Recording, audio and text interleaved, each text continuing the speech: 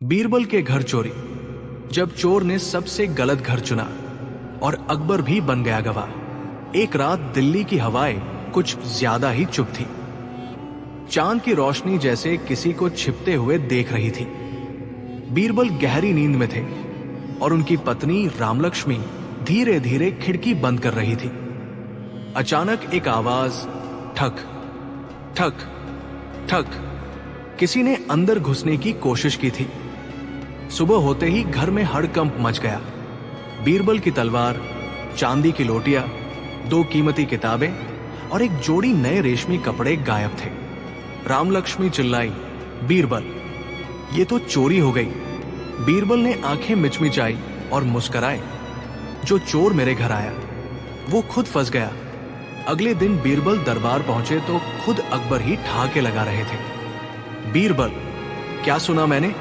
चोर ने तुम्हारे घर हाथ साफ किया? बीरबल ने सिर झुकाया, जी जहांपना, चोरी हुई है, लेकिन आप जल्द ही कहेंगे चोर को ही सजा मिल गई। अकबर ठठाकर बोले, देखे क्या करते हो। बीरबल ने चुपचाप राजा की 10 बस्तियों में सूचना भिजवाई। कल शाम को बीरबल के घर चोरी वापसी भोज होगा। सभी संदिग्ध चोर अनजान रहते हुए भोजन पर आए। राजा ने पूछा, तुमने चोरों को ही न्योता दिया? बीरबल ने कहा, जी हां, और खाना होगा झूठ के पत्तों पर। अकबर सिर खुजाते हुए बोले, अब तुमने मुझे भी उलझा दिया। शाम को बीरबल के घर सज-धज कर भोजन रखा गया, लेकिन हर व्यक्ति की थाली के नीचे रखा गया था एक छोटा कागज का टुकड़ा, जिसमें लिखा था, अगर आपने चोरी नहीं की तो ये कागज सफेद रहेगा, अगर झूठ बोल रहे हो तो ये लाल हो जाएगा। चोरों में खलबली। एक आदमी ने धीरे से अपनी थाली हटा ली ताकि कागज कोई और न देख सके। बीरबल की नजर उसी पर थी। बीरबल दरबार लौटे और बोले, जहां पनाह, चोर पकड़ लिया गया है। कैसे? जिसने थाली उठाई और नीचे का कागज छिपाया वही डरता है। उसका नाम है हाकिम लुका चोरवाला। हाकिम लुका कांपने लगा। मैंने माफ कर दीजिए, मुझे क्या पता था कि बीरबल के घर में जाल बिछा होगा। अकबर बोले, बीरबल, सजा क्या हो? बीरबल बोले, जहां पनाह, हाकिम लुका को वही चीजें लौटानी होंगी, और ऊपर से वो हर दरबार में 1 हफ्ते तक बीन बजाकर मैं मूर्ख हूं कहना होगा। अकबर जोर से हंसे, वाह बीरबल, चोर को पकड़ने का तरीका भी मजेदार और सजा भी। बीरबल की पत्नी रामलक्ष्मी ने धीरे से बीरबल से पूछा, सच सच बताओ, क्या वो कागज लाल होता था? बीरबल मुस्कुराए, नहीं, सब कागज सफेद थे, लेकिन चोर का डर ही उसे बेनकाब कर गया। सीख, मोरल, डर हमेशा चोर का सबसे बड़ा दुश्मन होता है, और बीरबल की बुद्धि सबसे बड़ी पकड़। न्याय कभी जोर से नहीं आता, वो मुस्कुराकर पकड़ लेता है। बीरबल और झगड़ा, 4 लोग और एक चप्पल। सम्राट अकबर दरबार में बैठे थे और दरबारियों के चेहरे आज कुछ ज्यादा ही मुस्कुरा रहे थे।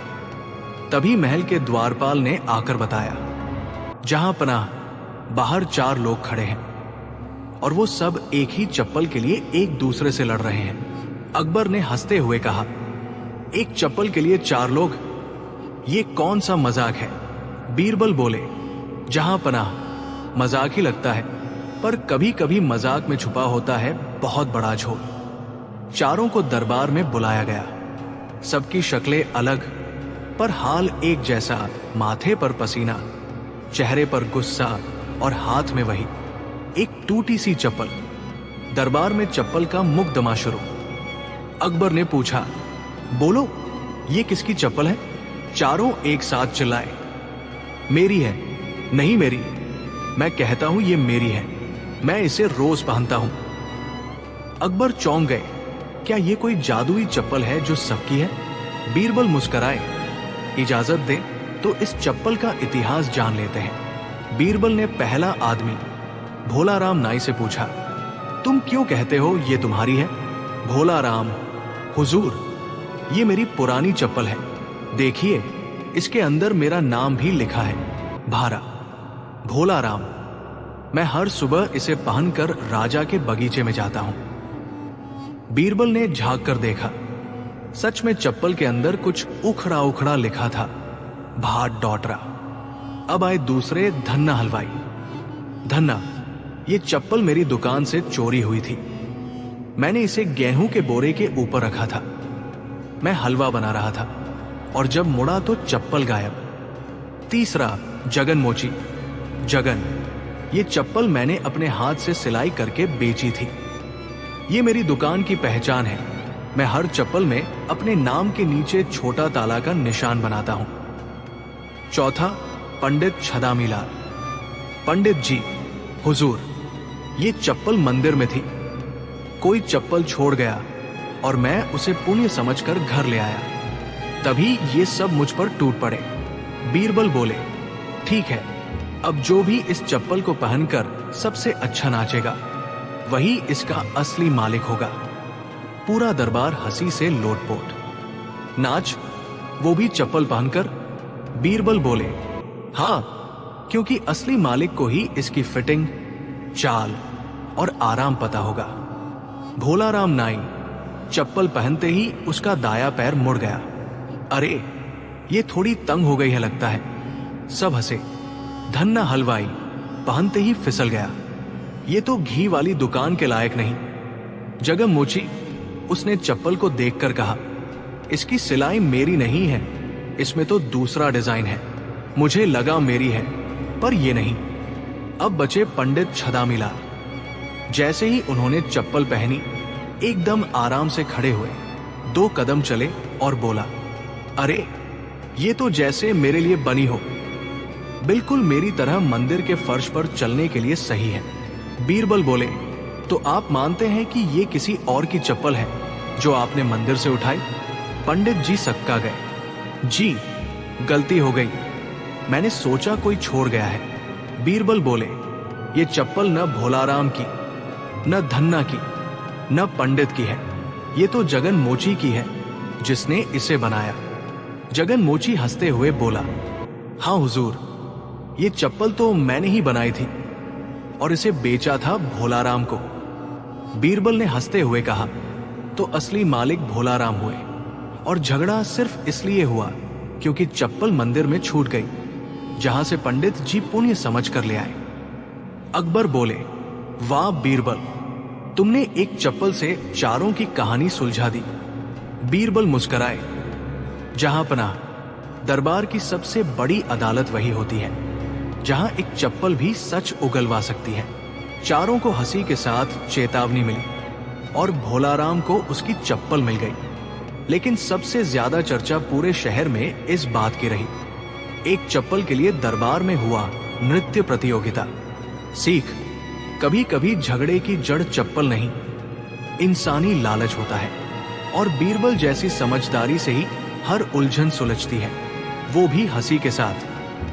बीरबल और कुर्सी की लत। जब दरबारियों ने कुर्सियों के लिए युद्ध छेड़ दिया, अकबर के दरबार में एक दिन अचानक से सबसे बड़ा संकट आया, कुर्सी का।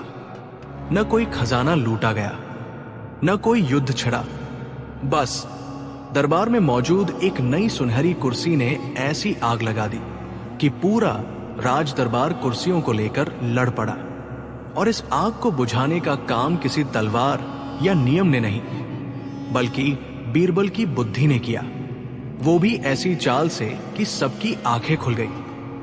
अकबर दरबार में आए और अपनी विशाल सिंहासन पर बैठे। उनकी बाईं ओर बीरबल खड़े थे और दाईं ओर मीर फतेह।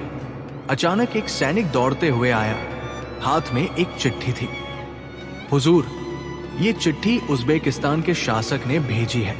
अकबर ने पढ़ा, सम्मानीय सम्राट अकबर को तोहफे में एक बेशकीमती सोने की कुर्सी भेजी जा रही है, जिसमें ज्ञान और भाग्य का संयोग छुपा है। जो भी उस पर बैठेगा, उसका वचन सच और उसकी बात पत्थर की लकीर मानी जाएगी।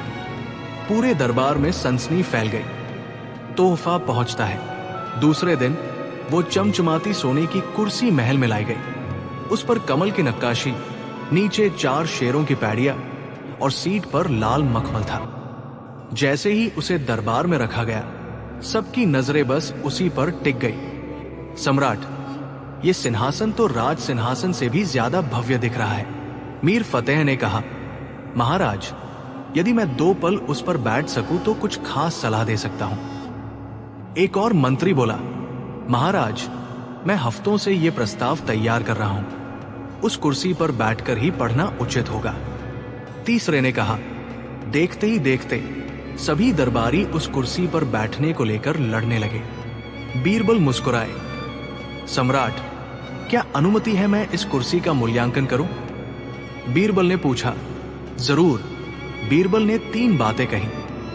1, ये कुर्सी कोई जादुई वस्तु नहीं है, ये मन के भ्रम से शक्तिशाली हो रही है। 2, लेकिन मैं इसे सही मायनों में कुर्सी की परीक्षा से गुजारना चाहूंगा। 3, मैं इसे जनता के बीच रखकर देखना चाहूंगा कि क्या इसका प्रभाव वहां भी होता है। बीरबल ने उस कुर्सी को एक चबूतरे पर आम जनता के बीच रखवाया और घोषणा की, यह भाग्यशाली कुर्सी है, जो इस पर बैठेगा उसकी बातों में दम होगा और उसकी सलाह सब मानेगा। 3 दिन में चमत्कार हुआ। पहले दिन एक ब्राह्मण बैठा और सबने उसकी कही बात को धर्म का आदेश मान लिया। दूसरे दिन एक व्यापारी बैठा और भीड़ उसकी सलाह पर कारोबार करने लगी। तीसरे दिन एक जूता बनाने वाला बैठा और उसने कहा, सभी दरबारियों को अब से जूते पहनाकर सभा में लाना चाहिए, और 100 लोग तालियां बजाने लगे। बीरबल मुस्कुराए, सम्राट, ये कुर्सी नहीं, ये हमारी मानसिकता का प्रतीक है। हमें सोने की कुर्सी की नहीं, सच्चे विचार और विवेक की जरूरत है। हर वो आदमी जो इस कुर्सी पर बैठा, उसके प्रति जनता का नजरिया बदल गया। लेकिन उनकी बात में कोई चमत्कार नहीं था। चमत्कार भीड़ की अंध भक्ति में था। राजा ने पूछा, तो फिर इसका क्या किया जाए? बीरबल ने कहा, इसे 2 टुकड़ों में काटकर आधा जनता को दे दीजिए और आधा दरबार में रखें, ताकि हमें हमेशा याद रहे कि कुर्सी का आधा हिस्सा जनता की नजरों में और आधा सत्ता की जिम्मेदारी में होता है। अगर कोई एक पक्ष उसका दुरुपयोग करेगा तो कुर्सी भी असंतुलित हो जाएगी। अकबर ने कुर्सी को 2 भागों में विभाजित किया और एक हिस्सा आम जनता को उनकी पंचायत में भेंट किया और दूसरा दरबार में रखा, बिना किसी मंत्री के स्वामित्व के। मोरल सीख, कुर्सी या सत्ता कभी भी व्यक्ति को श्रेष्ठ नहीं बनाती, बल्कि व्यक्ति का विवेक और सेवा भाव ही उसे योग्य बनाता है। भीड़ का भ्रम अक्सर किसी को महान बना देता है, लेकिन सच्ची बुद्धिमानी ये समझने में है कि कुर्सी नहीं, विचार सबसे बड़ा हथियार है। राज करने का हक उसे मिलना चाहिए जो कुर्सी की नहीं, जिम्मेदारी की भूख रखता हो। बीरबल और सोने की लकड़ी जिसने खोल दी मंत्री की पोल। एक दिन अकबर के दरबार में गर्मियों की दोपहरी थी। पसीने से तर मंत्रीगण पंखे झलवा रहे थे और बीरबल मजे से हंसते हुए बैठे थे। तभी महल में एक व्यापारी रोते हुए आ पहुंचा। हुजूर, उसने फूट फूट कर कहा, मेरी सारी जमा पूंजी, मेरी सबसे कीमती चीज सोने की लकड़ी चोरी हो गई है। सारा दरबार चौंक गया। अकबर ने भौहें सिकोड़ते हुए पूछा, सोने की लकड़ी? ये कैसी अनोखी चीज है? व्यापारी बोला, जहांपनाह, वो लकड़ी असली सोने की नहीं, पर मेरे लिए सोने जैसी थी। मेरी मां की आखिरी निशानी थी। ऊपर से दिखती सामान्य लकड़ी थी, पर उसके अंदर पुराने सोने के सिक्के भरे थे। वो मेरे कमरे में रखी थी, लेकिन बीती रात गायब हो गई। अकबर ने तुरंत कहा, इसकी जांच होगी। बीरबल, तुम देखो इस रहस्य को। बीरबल मुस्कुराया, हुजूर, मुझे 1 दिन का समय दे, मैं सच बाहर ले आऊंगा। बीरबल ने व्यापारी से गुप्त रूप से पूछताछ की। व्यापारी ने धीरे से कहा, मैंने किसी को आते जाते नहीं देखा, पर कुछ दिन पहले मंत्री बटूक राय बार बार पूछते थे कि वो लकड़ी किस काम की है। बीरबल को शक हुआ। उन्होंने महल के सभी मंत्रियों को एक खास संदेश भेजा। जहांपनाह ने हर मंत्री को 1-1 लकड़ी देने का आदेश दिया है। हर किसी को लकड़ी अपने कमरे में रखनी है। जो रात में सबसे ज्यादा चिल्लाएगा वही सच्चा होगा। मंत्रीगण हैरान, पर डर के मारे चुप। हर किसी को एक एक लकड़ी दी गई, सामान्य दिखने वाली पर बीरबल की चाल से भरी। रात हुई, हर मंत्री के कमरे में वह लकड़ी रख दी गई, लेकिन बीरबल ने एक खास चीज की। हर लकड़ी के अंदर एक खास किस्म का सरसों का तेल और हल्दी मिश्रण डाला गया था, जो गर्म होते ही तेज गंध छोड़ता और थोड़ी जलन देता।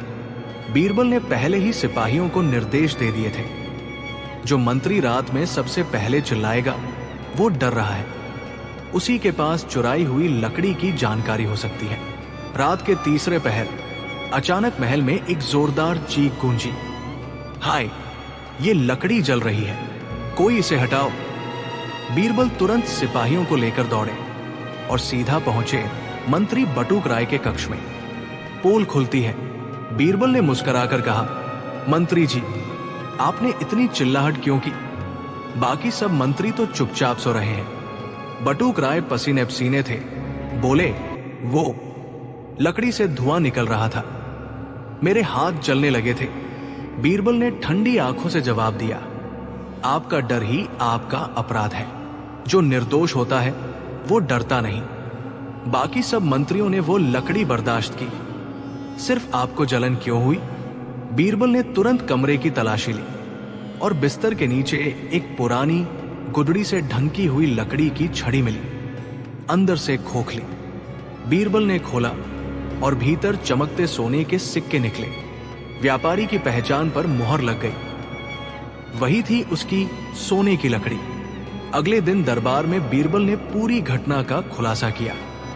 अकबर ने कहा, मंत्री बटुक राय, आप हमारे दरबार को बदनाम कर रहे थे, अब आप पर चोरी और विश्वासघात का मुकदमा चलेगा। बीरबल की तारीफ में अकबर ने कहा, बीरबल, तुम्हारी बुद्धि सोने से भी कीमती है। एक लकड़ी ने पूरे मंत्री की पोल खोल दी। बीरबल मुस्कुराकर बोले, जहां पनाह, लकड़ी तो बस बहाना थी, असली काम डर ने किया, और डर हमेशा चोर का होता है। सिख, चोरी छुप नहीं सकती और डर सबसे बड़ा गवाह होता है। बीरबल की कहानी सिखाती है कि सच्चाई चाहे जितनी भी छुपी हो, समझदारी और सही चाल से वो सामने आ ही जाती है। बीरबल और खेत का बंटवारा। जब एक गड्ढे ने खोल दी सबकी पोल। एक दिन दरबार में दो किसान पहुंचे। एक दुबला पतला, आंखों में ईमानदारी झलकती थी, और दूसरा थोड़ा हटा कट्टा पर चालाकी की मुस्कान के साथ। दोनों ने मिलकर कहा, जहां पनाह, हम दोनों भाई हैं, लेकिन अब खेत का बंटवारा चाहते हैं। अकबर ने पूछा, तो इसमें विवाद क्या है? छोटा भाई बोला, महाराज, हम चाहते हैं कि खेत ईमानदारी से बांटा जाए, आधा उसका, आधा मेरा। बड़ा भाई जल्दी से बोला, हाँ, लेकिन बंटवारे में जो कुआं है वो पूरा मुझे चाहिए, क्योंकि मैंने उसमें पानी डाला है। छोटा भाई चौंक गया, लेकिन कुआं तो खेत के बीच में है। बीरबल पास ही खड़े मुस्कुरा रहे थे। अकबर बोले, बीरबल, तुम ही इस झगड़े का हल निकालो।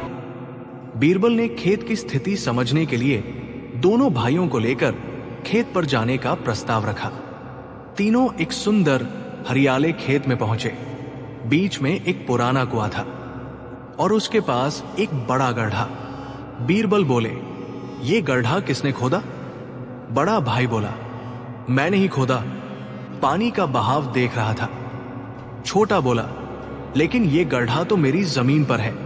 बीरबल ने हंसकर कहा, तो झगड़ा केवल कुएं तक नहीं है, अब गड्ढा भी आया बीच में।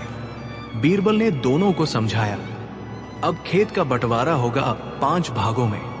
1 बाया खेत, 2 दाया खेत, 3 कुआं, 4 गड्ढा, 5 हवा। दोनों भाई हंस पड़े। हवा भी बांटेंगे क्या? बीरबल बोले, हाँ, क्योंकि झगड़ा अब जमीन से ज्यादा अहंकार का है। बड़ा भाई बोला, मुझे कुआं चाहिए। छोटा बोला, तो फिर मुझे गड्ढा और हवा दोनों चाहिए। बीरबल बोले, ठीक है, लेकिन शर्त है, जो भी कुएं का मालिक होगा वही उसमें से पानी नहीं निकाल पाएगा, क्योंकि कुआं उसके हिस्से में होगा, पानी नहीं, और गड्ढा जिसके पास होगा वो कभी भर नहीं सकता। क्योंकि वो उस जमीन का मालिक होगा, पानी का नहीं। दोनों भाई चौंक गए। छोटा बोला, तो क्या फायदा कुएं या गड्ढे का, अगर उससे कुछ काम ही ना हो? बीरबल बोले, तभी तो मैं कहता हूं, खेत का बंटवारा कभी चीज से नहीं, जरूरत से होता है। जो खेत जोतता है उसी को पानी चाहिए, जो पानी लेता है उसी को जमीन का हिस्सा मिलना चाहिए। बीरबल ने एक सुंदर समाधान निकाला। खेत 2 बराबर हिस्सों में बांटा गया। कुएं और गड्ढे की साझी व्यवस्था की गई। हर सप्ताह बदल बदल कर दोनों भाई कुएं से पानी निकालेंगे और गड्ढे का देखभाल करेंगे। और हवा सबकी रही। अकबर दरबार में बैठे हुए ये सब सुनकर मुस्कुरा रहे थे। जब दोनों भाई वापस जाने लगे तो बीरबल ने पूछा, भाई, अब लड़ाई खत्म? बड़ा भाई बोला, हाँ बीरबल जी, अब तो हम दोनों मिलकर खेत जोएंगे। छोटा बोला, और गड्ढा हमने मिलकर भर दिया, अब वहां फूल लगाएंगे। बीरबल बोले, बस यही असली खेती है, रिश्तों की भी और जमीन की भी। मोरल, सीख, जैसे खेत की उपज बांटने से खेत खत्म नहीं होता, वैसे ही रिश्तों को बांटने से समाधान नहीं आता। बंटवारे की लड़ाई संपत्ति की नहीं, स्वार्थ की होती है, जिसे बीरबल जैसे बुद्धिमान ही सुलझा सकते हैं। जहां न्याय में हंसी और समझदारी हो, वहां विवाद खुद ही गलियों में गिर जाता है। बीरबल और सोच बेचने वाला व्यापारी। जब विचारों की मंडी लग गई दरबार में, क्या हो अगर कोई आए और कहे कि वो लोगों की सोच खरीदता और बेचता है? और क्या हो अगर दरबार के आधे मंत्री अपनी सोच बेच दे, सिर्फ पैसा पाने के लिए, और फिर दरबार ही सोचविहीन हो जाए? तब बीरबल क्या करेगा? यही है इस अद्भुत कहानी की जमीन। एक दिन दरबार में एक अजीब आदमी आता है। लंबा कुर्ता, रंग बिरंगा साफा और हाथ में चमचमाता पिटारा। वो आता है और ऐलान करता है, मैं हूं सोच वाला व्यापारी, आपकी सोच खरीदता हूं और दूसरों को बेचता हूं। गरीबों की सोच अमीरों को और अमीरों की सोच दरबारियों को बेचता हूं। पूरा दरबार हंसी में डूब जाता है। सोच कौन बेचता है भाई? ये कोई मजाक है क्या? हम दरबारी हैं, हमारी सोच अमूल्य है, वो व्यापारी कहता है। जो अपनी सोच बेचना चाहे उसे तुरंत 100 अशर्फियां मिलेंगी। बदले में उसे बस मेरे डिब्बे में सोच डालनी होगी। दरबारी लालच में आ जाते हैं। मीर फतेह, तिकड़मी मंत्री और कुछ लालची दरबारी सोचते हैं, सोच थोड़ी देर के लिए बेच भी दी तो क्या, पैसे तो मिलेंगे। और देखते ही देखते 5 दरबारियों ने अपनी सोच व्यापारी को बेच दी। व्यापारी उन्हें एक सोने की थैली देता है और उनका नाम एक किताब में दर्ज करता है। लेकिन अगले ही पल कुछ अजीब होता है। मीर फतेह अकबर को सलाम करना भूल जाते हैं। एक मंत्री चप्पल पहनकर दरबार में आ जाता है और एक मंत्री अचानक कहता है, मैं हूं आम का पकोड़ा। दरबार में ठाके गूंजते हैं, लेकिन अकबर गंभीर हो जाते हैं। अकबर ने पूछा, ये क्या हो रहा है? बीरबल बोले, महाराज, इन्होंने अपनी सोच बेच दी है। अब इनके पास विवेक, निर्णय और भाषा नहीं बची। अब ये खाली घड़े हैं और जब कोई व्यापारी इनका इस्तेमाल करेगा तब ये बोलेंगे। अकबर गुस्से में बोले, क्या ये कोई जादू है? बीरबल बोले, ये जादू नहीं, लालच की सच्चाई है। जिसने सोच को तौल कर बेचा वो अब दूसरों की डोर से हिलेगा। बीरबल ने उसी व्यापारी को बुलाया और कहा, मुझे भी सोच बेचनी है, लेकिन मैं अपनी नहीं, दरबारियों की सोच वापस खरीदना चाहता हूं। व्यापारी हंसा, हर सोच की अलग कीमत है। बीरबल बोले, मैं सोचों की नीलामी करूंगा दरबार में। और फिर हुआ इतिहास का सबसे अजीब मेला, सोचों की नीलामी, जहां दरबारियों की बिक चुकी सोचें बोली पर चढ़ाई गई। एक मंत्री की सोच की बोली लगाई गई। इस सोच से आप घुमा फिराकर बात करना सीख सकते हैं। मीर फतेह की सोच, चापलूसी की महारत। किसी और की सोच, कपड़ों पर ध्यान ज्यादा, काम पर कम। भीड़ ठाके मार मार कर हंसने लगी। महाराज, ये सोच किसी और को बेची जा सकती थी, जो सत्ता में बैठकर इन बेहोशों से कुछ भी कहलवा सकता था। पर मैंने इनकी सोच वापस खरीद ली ताकि ये फिर से सोच सके। अकबर ने हंसते हुए कहा, बीरबल, तू तो सोचों का जादूगर निकला। मोरल, सीख, लालच में कोई भी अपनी सबसे कीमती चीज यानी सोच बेच देता है, लेकिन उसे वापस खरीदना आसान नहीं होता। बुद्धिमान वही है जो सोचे बिना कुछ भी न बेचे, न वक्त, न आत्मा, न विवेक। सोच कभी भी बाजार की चीज नहीं होनी चाहिए, वरना सोचने वाले कठपुतली बन जाते हैं। लालची लेनदार की लंकालूट योजना। अकबर का दरबार हमेशा से ही न्याय, बुद्धिमत्ता और मनोरंजन का केंद्र रहा है। हर दिन वहां कोई न कोई अपनी समस्या लेकर आता था और बीरबल उसे अपनी अनोखी चतुराई से हल कर देता था। लेकिन एक दिन दरबार में एक ऐसा मामला आया जो न तो सीधा था और न ही मामूली। मामला था एक लालची लेनदार का। सुबह सुबह जब दरबार लगा ही था, एक दुबला पतला घबराया हुआ गरीब किसान हाथ जोड़कर दरबार में आया। किसान, हुजूर, मुझे न्याय चाहिए। मेरा पूरा घर उजड़ गया, सब इस लालची सेठ हरखू लाल की वजह से। उसके पीछे एक भारी भरकम पेट वाला, चटक रंगों के कपड़े पहने एक व्यापारी अकड़ते हुए अंदर आया। सेठ हरखू लाल। सेठ, जहां पनाह, इस आदमी ने मुझसे कर्ज लिया और अब रोध होकर उसे छिपा रहा है। मैं अपना पैसा वापस मांगता हूं। अकबर, कर्ज की रकम कितनी थी? सेठ, 5 सोने की मुद्राएं। किसान, हुजूर, सच्चाई यह है कि मैंने 5 मुद्राएं ली थी, बाकी सब ये सूद पर सूद जोड़ता गया। अब ये मेरी पूरी जमीन और गायें तक हड़पना चाहता है। अकबर चिंतित हो उठे, पर बीरबल मुस्कुरा रहा था।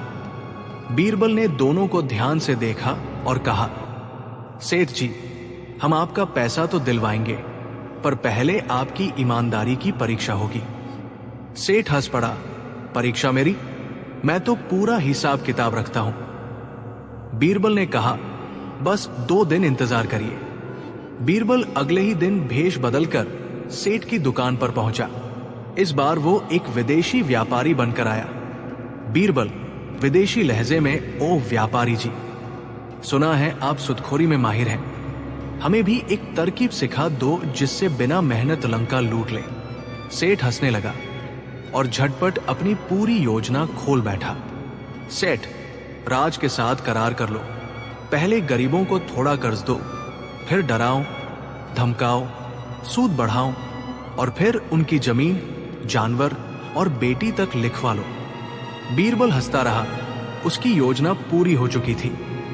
तीसरे दिन दरबार में भीड़ थी। बीरबल ने अपने जाल को तैयार कर रखा था। बीरबल, जहां पनाह, हमें सेठ हरखू लाल की असली आवाज सुननी है। मैंने इनकी दुकान पर जाकर एक व्यापारी बनकर जो बात की थी वो हमने दर्ज कर ली है। दरबार में गूंज उठा सेठ की असली बातचीत का पूरा विवरण। लोग चौंक गए। सेठ बगले झांकने लगा। किसान की आंखों में उम्मीद लौट आई। अकबर, सेठ, तुमने दरबार को धोखा देने की कोशिश की। तुम्हारी सजा यह है कि तुम्हारे कर्ज का सारा हिसाब रद्द किया जाए और किसान की जमीन उसे लौटाई जाए। और हां, तुम्हें महीने भर तक गरीबों के लिए मुफ्त अनाज बांटना होगा। भीड़ ताली बजाने लगी। बीरबल मुस्कुराते हुए बोला, जहां लोभ होता है वहां न्याय को ढूंढना पड़ता है, और जहां बीरबल होता है वहां सच्चाई हमेशा सामने आती है। अकबर हंसे। बीरबल, तुम्हारी चालाकी से एक बार फिर दरबार की शान बच गई। सेठ की लालच की लंका तो लुट गई, लेकिन किसानों के दिल में बीरबल राजा बन गया। सीख, लालच की कोई सीमा नहीं होती, लेकिन न्याय की तलवार हमेशा सच्चाई के लिए चलती है। बीरबल और ईमानदार व्यापारी। बादशाह अकबर के समय में ईमानदारी सबसे बड़ा गुण मानी जाती थी। लेकिन क्या हो जब कोई ईमानदार खुद ही शक के घेरे में आ जाए? यही हुआ जब एक व्यापारी जो अपने ईमानदारी के लिए जाना जाता था, अचानक पूरे दरबार में चोर घोषित कर दिया गया। और फिर आई बीरबल की बारी। आगरा नगर में सेठ रघुनाथ दास नाम के एक व्यापारी रहते थे, जिनकी दुकान हर रोज ग्राहकों से भरी रहती थी।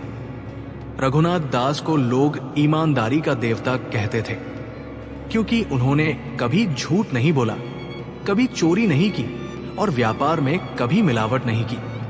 उनकी दुकान पर एक बोर्ड भी टंगा था, ईमानदारी बिकती नहीं, बांटी जाती है। एक दिन सुबह दरबार में एक घबराया हुआ आदमी आया। जहां पना, मेरी हवेली से पिछले 2 दिन में 3 बार चोरी हुई है, पर हर बार चोर कुछ नहीं ले गया, सिवाय मेरे व्यापार के दस्तावेजों के। अकबर ने चौंक कर पूछा, सिर्फ कागज? वो आदमी बोला, हाँ हुजूर, और वे कागज किसी और के पास नहीं जा सकते सिवाय सेठ रघुनाथ दास के, क्योंकि मेरे सारे सौदे उन्हीं के नाम पर रजिस्टर हैं। सेठ को दरबार बुलाया गया। भीड़ उमड़ पड़ी, ईमानदारी का झूठा नाम। असली चोर यही है। रघुनाथ दास बेहोश होते होते बचे। मालिक, मैंने कुछ नहीं किया, मेरी आत्मा गवाही दे सकती है। बीरबल धीरे धीरे मुस्कराया। जब आत्मा गवाही दे रही है तो बाकी गवाह कहाँ है? बीरबल ने कहा, सेठ जी की दुकान को आज शाम बंद करवा दो और उनके सभी ग्राहक बुलाए जाए। अकबर ने पूछा, क्यों? बीरबल बोला, सच्चाई ग्राहक के मन में छुपी होती है। शाम को 50 ग्राहक आए। बीरबल ने हर किसी से पूछा, क्या आपने कभी सेठ से गलत सामान पाया है? सबने एक स्वर में कहा, कभी नहीं, हमें उधारी भी मिली है और पूरी माप भी। बीरबल ने कहा, हमें उस हवेली पर फिर से निगरानी रखनी होगी। मैं चाहता हूं एक ऐसा ताला लगाओ जो खुद ही शोर मचाए अगर कोई तोड़े। दरबार में हंसी छूट गई। ऐसा ताला भला कहाँ होता है? बीरबल मुस्कराया। जो डर से बज उठे। वो ताला डर में छिपा होता है। रात को हवेली पर एक साधारण सा ताला लगा दिया गया, लेकिन साथ ही दरवाजे पर बारीक रंग चढ़ा दिया गया। एक खास प्रकार की स्याही जो हाथ लगते ही दिखती नहीं, लेकिन धूप में नीली चमकती है। सुबह होते ही बीरबल ने 10 संदिग्धों को बुलवाया, जिनमें से सेठ रघुनाथ दास भी थे। बीरबल ने कहा, कल रात मुझे सपने में चोर दिखाई दिया। उसके हाथ नीले थे। अगले ही पल बीरबल ने सबके हाथ धूप में दिखवाए। एक आदमी का हाथ नीला चमका और वो था हवेली का पुराना नौकर, जो अब एक नए व्यापारी के यहां काम करता था। नौकर ने डर के मारे कबूल कर लिया, हुजूर, सेठ जी बेगुनाह है। मैं नए मालिक के कहने पर दस्तावेज चुराता था, ताकि रघुनाथ दास को बदनाम कर सकूं और उस व्यापारी का बाजार में कब्जा हो जाए। बीरबल ने मुस्कुराकर कहा, ईमानदारी वही है जो खुद को सिद्ध कर सके, और बेईमानी वह जो किसी और के मुखौटे में छिपी रहे। अकबर ने आदेश दिया, सेठ रघुनाथ दास को सच्चे नागरिक का सम्मान दिया जाए और जो झूठा व्यापारी था उसकी दुकान जब्त की जाए। मोरल, ईमानदारी कांच की तरह होती है। थोड़ी भी खरोंच सबके सामने आ जाती है, लेकिन जब साफ होती है तो वो सबसे पारदर्शी होती है। बीरबल और बहुरूपीय दरबारी का भेद। अकबर का दरबार अपने ज्ञान, न्याय और शान के लिए जाना जाता था, लेकिन एक दिन वहां पहुंचा एक ऐसा दरबारी जो हर दिन बदल जाता था। कभी चाल ढाल, कभी पहनावा, कभी आवाज, और साथ ही साथ दरबार में होने लगे चोरी जैसे घटनाएं। एक दिन सुबह दरबार लगा था। अकबर अपने सिंहासन पर थे और सारे मंत्रीगण अपनी अपनी कुर्सियों पर बैठे थे। तभी एक नया व्यक्ति आया। उसने कहा, जहां पनाह, मैं हूं जफर अली, एक व्यापारी। मैं आपके दरबार में अपनी सेवा देना चाहता हूं। अकबर ने पूछा, क्या सेवा करोगे? जहां पनाह, मैं बहुत ज्ञानी हूं, मैं दरबार की जिम्मेदारियां निभा सकता हूं। अकबर ने एक सप्ताह की आजमाइश पर उसे रख लिया। पहले ही दिन खजाने से एक मोहर गायब हुई। किसी ने सोचा गलती होगी। दूसरे दिन राजा की अंगूठी गायब। तीसरे दिन शाही मोहरों की नकल किसी ने करने की कोशिश की। अब सबका शक नया दरबारी जफर पर गया। लेकिन अजीब बात यह थी कि हर दिन वो अलग लगता था। कभी लंबा, कभी हल्का सा मोटा, कभी दाढ़ी वाला, कभी बिना दाढ़ी। बीरबल भी हैरान थे। उन्होंने देखा कि कभी उसकी चाल लंगड़ी थी, कभी पूरी तरह सीधी। बीरबल ने एक दिन सबको कहा, कल मैं इस दरबारी को परखना चाहता हूं, इसलिए उसे मेरे साथ एक दिन बिताने दो। अकबर ने अनुमति दी।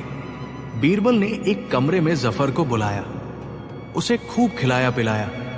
फिर एक सवाल पूछा, तुम्हारे दाहिने पैर में हल्की सी लचक है ना?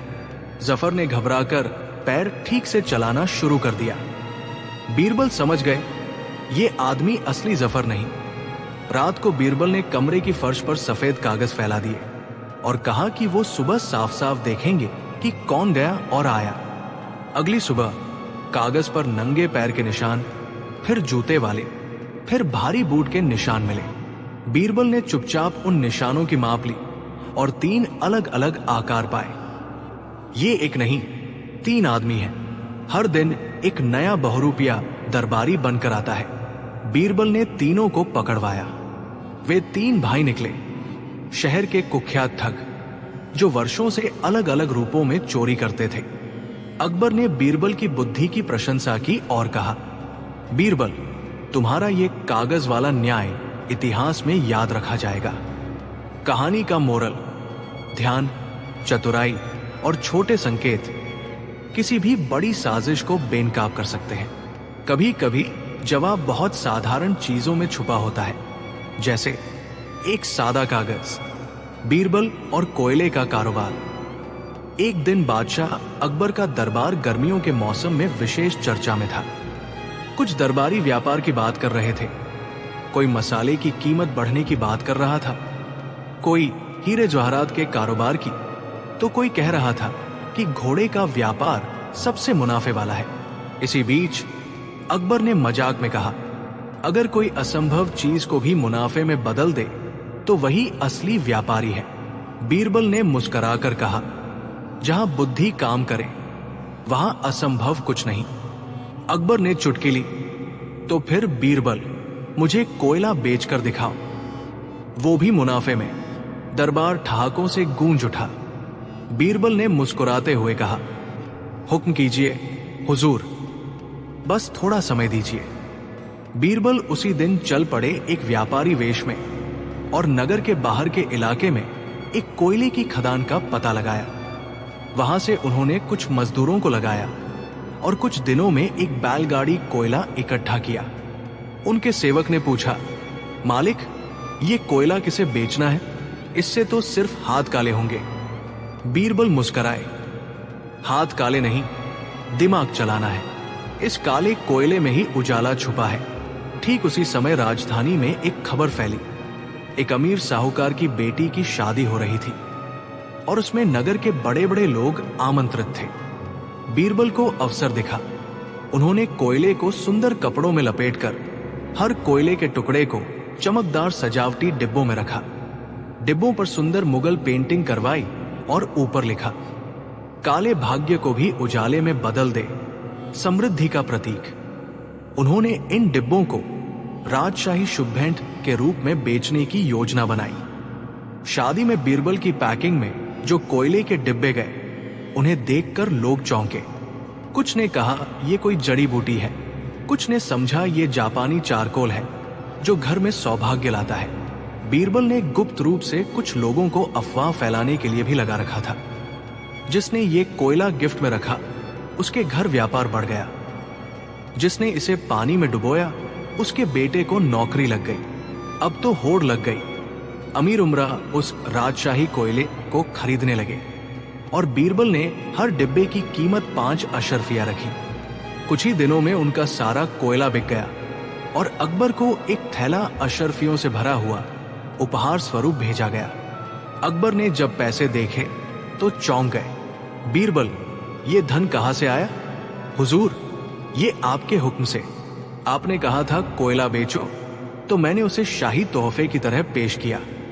अकबर को विश्वास न हुआ। उन्होंने गुप्त रूप से तहकीकात करवाई और सारा सच सामने आया। पूरा दरबार बीरबल की चालाकी और रचनात्मकता से हक्का बक्का रह गया। कुछ दरबारी जो बीरबल से जलते थे, उन्होंने ये बात उछाल दी कि बीरबल ने लोगों को धोखा दिया। अकबर ने बीरबल को बुलाकर कहा, तुमने लोगों को झूठा भरोसा दिलाया कि कोयला सौभाग्य लाता है। ये तो ठगी हुई ना।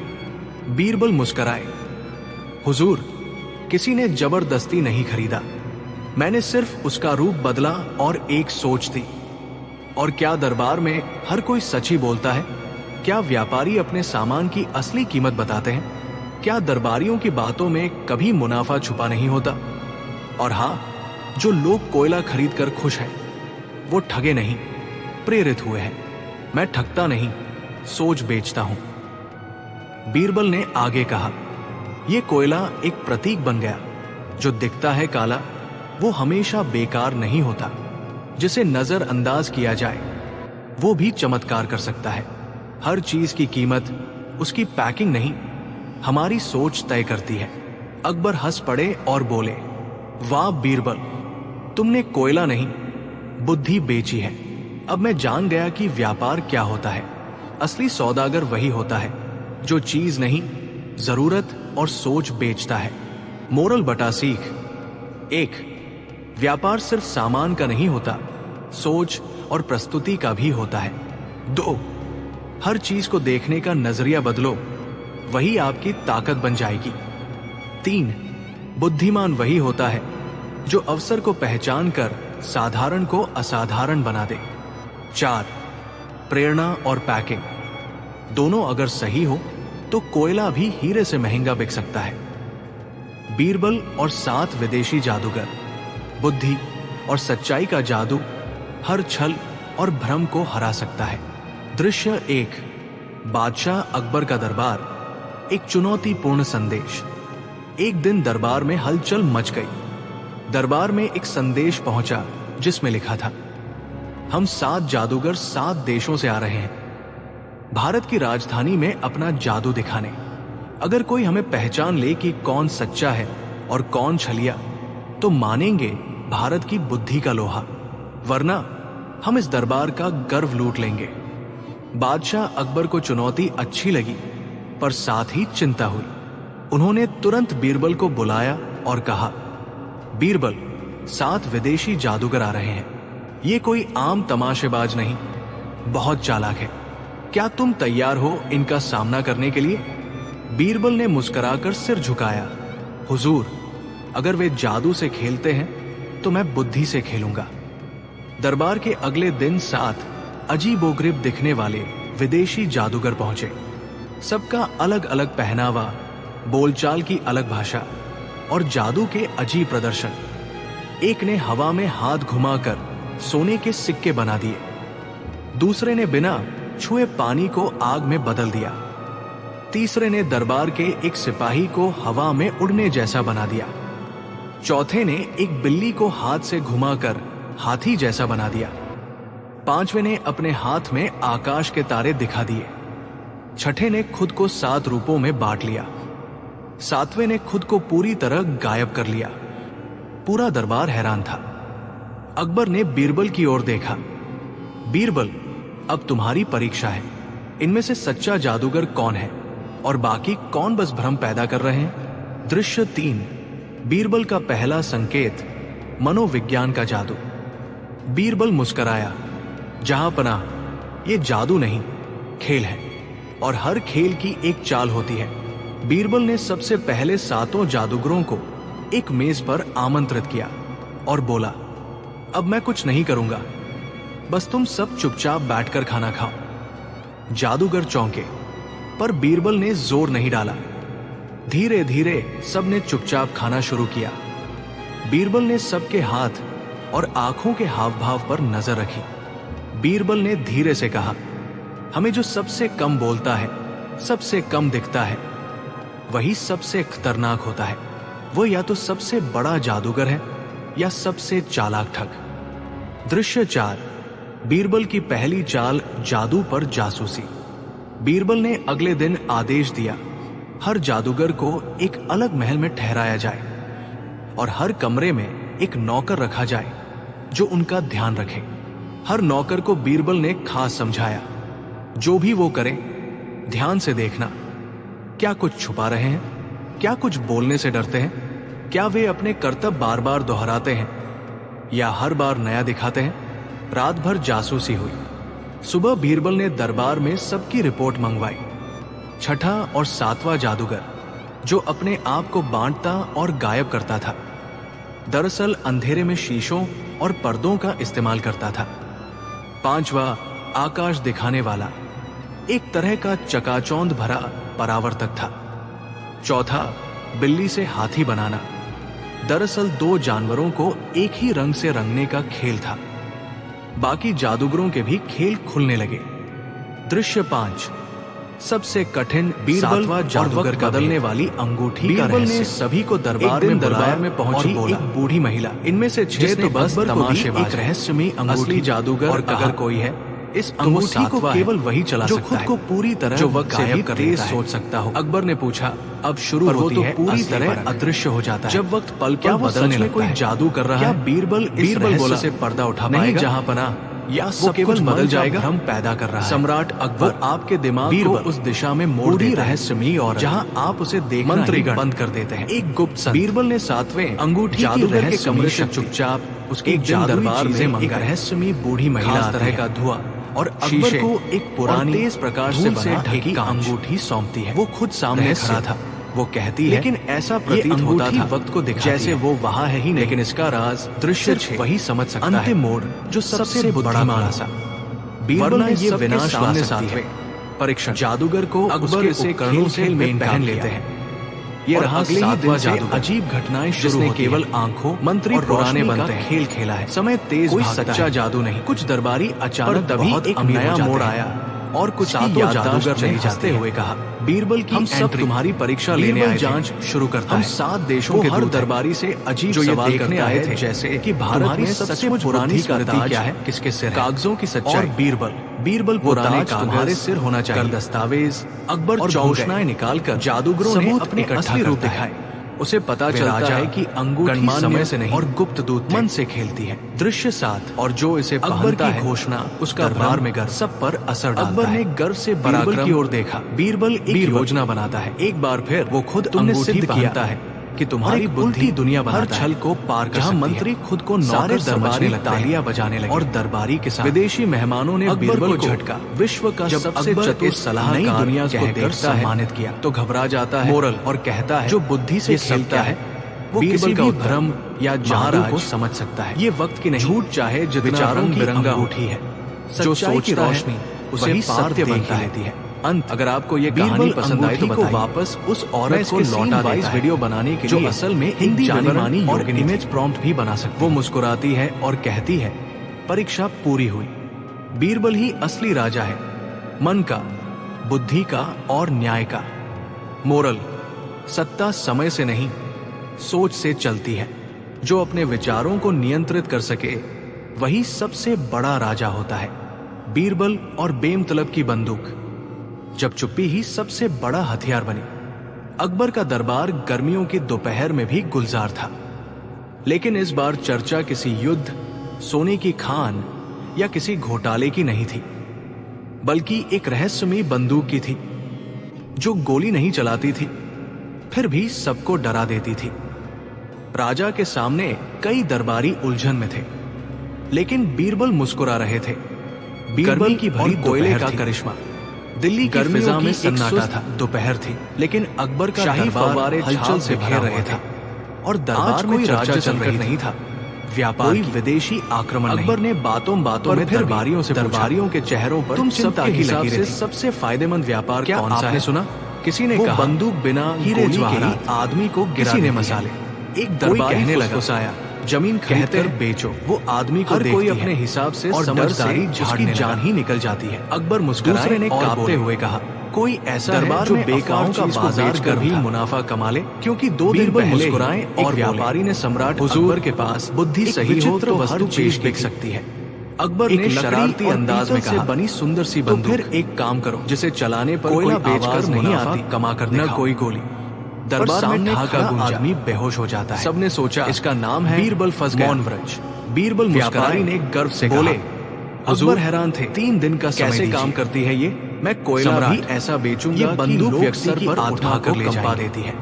जब इसे चलाया जाता है, व्यापारी वाले को ऐसा लगता है बाहर निकले, मानो मौत पास के गांव में एक पुरानी कोयले की खदान गिर जाता है, जहां मजदूरों ने डर से सारा कोयला इकट्ठा करने पूछा।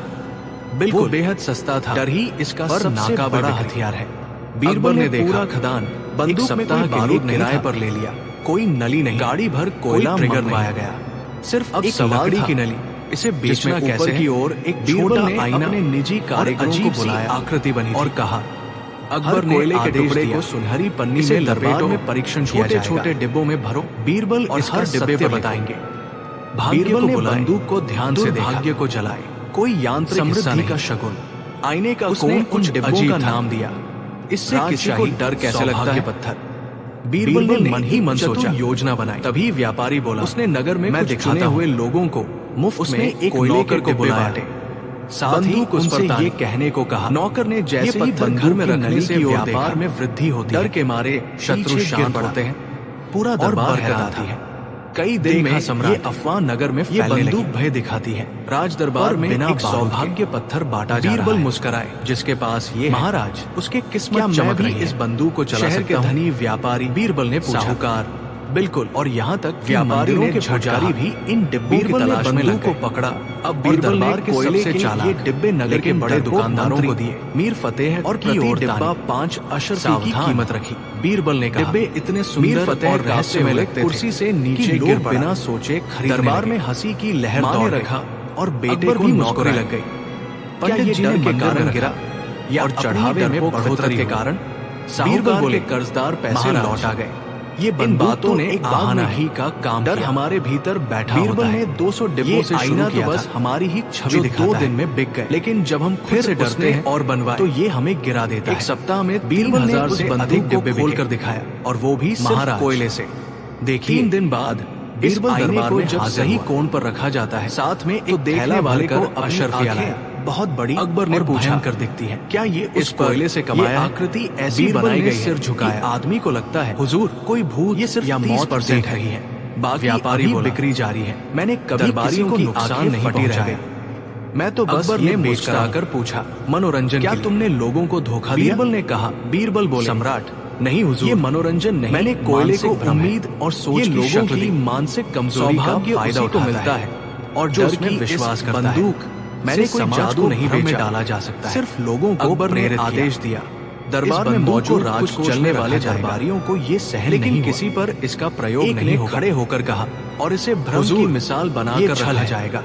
बीरबल ने रात को बीरबल चुपचाप अपने घर। दूसरा बोला, उनके हाथ में वही व्यापार मौन व्रज, तो फिर हम सब भी उनकी नौकरानी चंचला ने पूछा। अकबर ने बीरबल से पूछा, क्या तुमने किसी को फैला सकती है?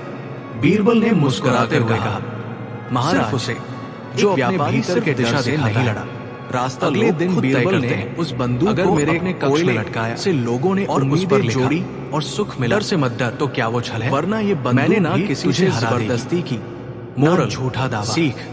मैंने कोई बेकार को सार्थक रूप दिया। ये हमारे मन ने फैसला लिया, जो व्यक्ति अपने भीतर के डर से नहीं डरों में भिजवाएंगे, उसे कोई भ्रम परिणाम या झूठी चीज नहीं गिरा सकते। 3 दिन बाद रिपोर्ट आई, दुनिया में कई लोग जिन घरों में डिब्बा गया जैसे दिखने वाले लोग लेकर संतुष्ट थे। जो कोई कह रहा था, अचानक सुख शांति आ गई, बुद्धिमानी कोई बोला, और आत्मविश्वास पहले बार ऐसे डर को हराया जा सकता है। अकबर को हंसी आ गई, बोले, ये बीरबल का कमाल है या लोगों की सोच का जादू?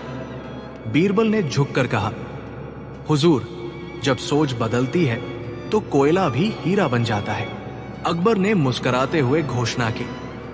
बीरबल को शाही व्यापारतुर की उपाधि दी जाती है।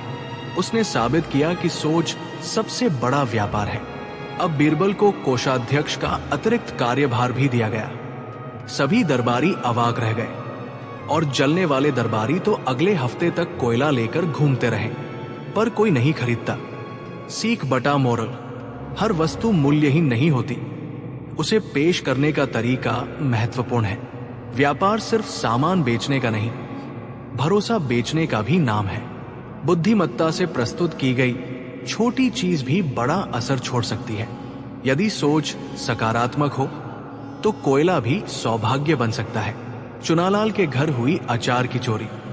जब चोर ने गलती से चटपटी चीज चुरा ली और बीरबल की चाल में फंस गया, दिल्ली के एक पुराने मोहल्ले में रहते थे एक रसिक किस्म के व्यापारी चुनालाल नाम के। चुनालाल के बारे में कहा जाता था कि वे कपड़े कम बेचते थे और अचार ज्यादा बनाते थे। उनके घर की छत पर हमेशा 10 से 12 मटके पंक्तिबद्ध धूप सेंकते रहते, जिनमें भांति भांति के अचार होते, आम, नींबू, मिर्च, करौंदा और उनके स्पेशल पंचफोड़न मसाले वाला खट्टा तीखा अचार। एक दिन सुबह सुबह हल्ला मच गया। अरे, चुनालाल के मटकों से सारा अचार गायब हो गया। चुनालाल गुस्से में फुफकारते हुए अकबर के दरबार पहुंच गए। हाथ में एक खाली मटका, सिर पर गमछा और मुंह में जलता हुआ सवाल। हुजूर, दिल्ली में अब अचार भी सुरक्षित नहीं रहा। चोरों ने मेरी आत्मा खा ली है। अकबर पहले तो हंस पड़े, लेकिन बीरबल की नजर गंभीर हो गई। बीरबल बोले, चुनालाल जी, क्या कुछ अजीब बात दिखी उस रात?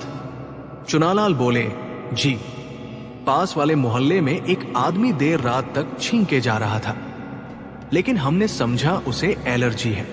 अब लगता है अचार से चटपटा हुआ है। बीरबल ने अगली सुबह मोहल्ले में छींकों की गिनती अभियान शुरू किया। जिस किसी ने पिछली रात 7 से ज्यादा छींके मारी थी, उन सबका नाम दरबार में बुलाया गया। 10 लोग पकड़े गए, जिनमें एक नाम बहुत अजीब था, हल्कू हलवाई। बीरबल बोले, हल्कू जी, आपको किस चीज से एलर्जी है? हल्कू बोले, मिर्ची से। सूंघ लूं तो छींक आ जाती है। बीरबल ने हल्के से मुस्कुराते हुए पूछा, तो अचार से दोस्ती कब हुई? हल्कू पसीना पसीना हो गया। बीरबल ने एक मजेदार परीक्षा रखी। सब संदिग्धों की नाक के नीचे नींबू का अचार रखा जाएगा, और अगर किसी के चेहरे की मांसपेशियां खुद ब खुद सिकुड़ जाए, समझ लीजिए उसकी नाक हाल ही में अचार के साथ रिश्ते में थी। हल्कू के चेहरे पर जैसे ही अचार आया, उसका चेहरा चटक चटक कर झुकने लगा। बीरबल बोले, हुजूर, इसे कहते हैं गुनहगार की नाक पकड़ ली जाए तो मुंह अपने आप बोलने लगता है। हल्कू ने कबूल किया, हुजूर, रात को जब मटका उठाया तो इतनी खुशबू आई कि मैंने वही आधा खा लिया, फिर आधे को गड्ढे में दबा दिया। सोचा अगली रात वापस लेने आऊंगा, लेकिन छींक ने मेरी पोल खोल दी। अकबर बोले, बीरबल, अब इसका क्या करें? बीरबल बोले, इसकी सजा वही होगी जो इसकी चोरी, यानी अचार। हल्कू को अगले 1 महीने तक रोज बिना नमक की खिचड़ी खानी होगी, और हर निवाले के साथ 10 लोगों को अचार परोसना होगा, जो चुनालाल के बताए मसाले से बना हो, और रोज दरबार के बाहर कहना होगा, चोरी किया अचार, अब छींक छींक कर हूं लाचार। अगले दिन से हल्कू चुपचाप दरबार के बाहर बैठा मिलता, बगल में अचार की कटोरी, गले में तख्ती। मैं हूं अचार चोर हल्कू, खाइए पर चोरी मत करिए। चुनालाल का नया नारा बना, हल्कू वाला अचार अब सबके लिए तैयार। सीख, मोरल, स्वाद चुराया नहीं जाता, बनाया जाता है। चोरी के अचार से नाक बचे न इस्त। और बीरबल की नजर मटकों से भी तेज होती है। बीरबल और नमक का षड्यंत्र, जब दरबार बना स्वाद की अदालत। सम्राट अकबर इन दिनों थोड़े विचलित थे। रोज दरबार में उन्हें किसी न किसी नई समस्या का सामना करना पड़ता था, लेकिन इस बार शिकायत आम जनता से नहीं, महल के रसोई घर से आई थी। महाराज, पिछले 7 दिनों से आपके भोजन में नमक या तो ज्यादा होता है या बिल्कुल भी नहीं, महामंत्री ने शिकायत की। और कभी कभी खाना मीठा तो कभी बेस्वाद हो जाता है। सैनिक भी बड़बड़ाने लगे। अकबर बोले, क्या हमारी रसोई में कोई षड्यंत्र चल रहा है, या फिर हमारे स्वाद पर कोई हमला किया जा रहा है? बीरबल मुस्कुराए, स्वाद की जंग अक्सर बिना खून के लड़ी जाती है हुजूर, लेकिन जीत उसमें भी समझदार की ही होती है। दरबार में नमक जांच आयोग बनता है। अकबर ने तुरंत आदेश दिया, एक स्वाद आयोग बनाया जाए, जिसकी अगुवाई मीर फतेह करेंगे और जांच करेंगे कि महल में नमक कहां गायब हो रहा है। मीर फतेह को मौका मिल गया बीरबल को नीचा दिखाने का। उन्होंने रसोई, भंडार, बावर्चियों और यहां तक कि महल की दीवारें भी सूंघ डाली। पर नमक चोरी का कोई सुराग नहीं मिला। तभी एक बावर्ची फुसफुसाया, हुजूर, मैंने एक दरबारी को रात के अंधेरे में रसोई के पास कुछ डिब्बे उठाते देखा है। बीरबल ने एक बेहद मजेदार योजना बनाई। उन्होंने एक मूर्ख दिखने वाले बावर्ची को नकली नमक का डिब्बा देकर रसोई में रखवाया। डिब्बे पर लिखा था, राजसी रहस्य, स्वाद का राज, और हुक्म था, इस डिब्बे को कोई न छुए। रात को जैसे ही सब सो गए, बीरबल चुपचाप रसोई घर में छिप गए। आधी रात को एक दरबारी चुपके से आया। उसने झपट्टा मारकर वही डिब्बा उठाया और भाग गया। अगले दिन दरबार में हंगामा। बीरबल ने दरबार में ऐलान किया, महाराज, नमक चोरी की साजिश पकड़ी गई है और चोर खुद चलकर आएंगे। सभी दरबारी हंसने लगे। क्या नमक चोरी करने वाले खुद सामने आएंगे?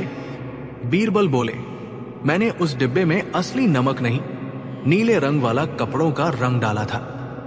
जो भी उस डिब्बे को हाथ लगाएगा, उसकी हथेलियां नीली हो जाएंगी और वो रंग 24 घंटे तक नहीं छूटेगा।